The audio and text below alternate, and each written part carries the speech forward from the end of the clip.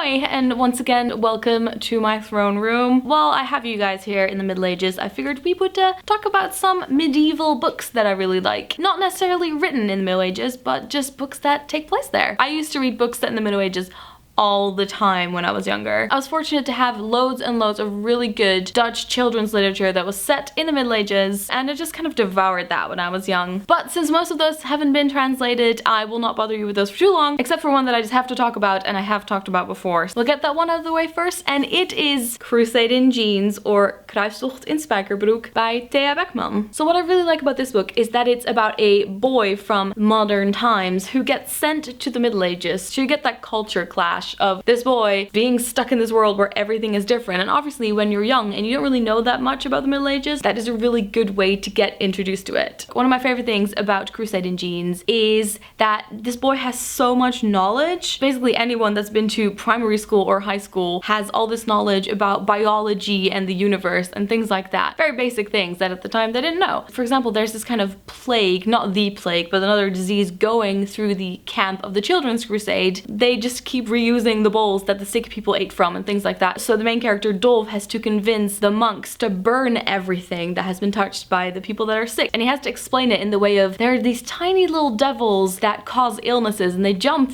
from one thing to another and can infect people. So the modern mixed with the medieval is what really made me love Crusading Jeans. Then next we have one that you probably already guessed would show up, and it is A Game of Thrones, which I am halfway through reading. This is the first book. I absolutely adore the TV show. Obviously this is a bit of an alternative medieval setting, but you have your knights and your dragons. So this one is pretty self-explanatory. Then of course the classic Canterbury Tales. I picked a retelling by Peter Ackroyd. You got your knights, you got your monks and your pilgrimages, and though a lot of people probably had to study this at school or at university and might dislike it, I would suggest that you try a retelling because I just absolutely adore these stories. A lot of them are really clever, and also a lot of things that are written these days are just kind of loosely based on it. I've never doubted that J.K. Rowling was very much inspired by the Canterbury Tales when she wrote the Tales of Beedle the Bard, especially when it comes to the tale of the three brothers. Of course, we also have the Fountain of Fair Fortune in this one, which also includes a knight and some magical powers. I think it'd be quite interesting if you've never read the Canterbury Tales to read those and then kind of compare it with this, or you know, if you want something a bit lighter, you can just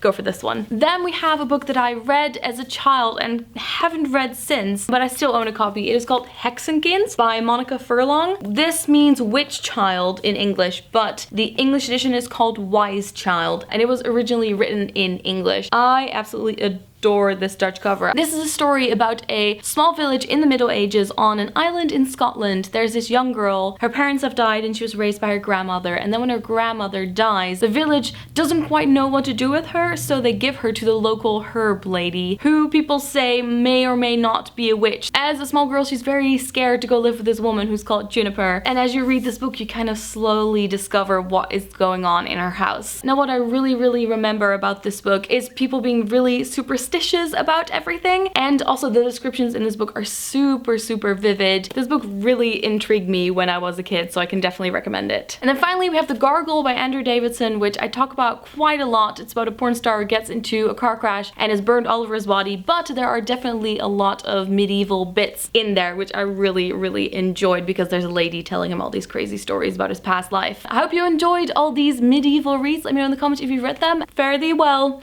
until we meet next. Doei!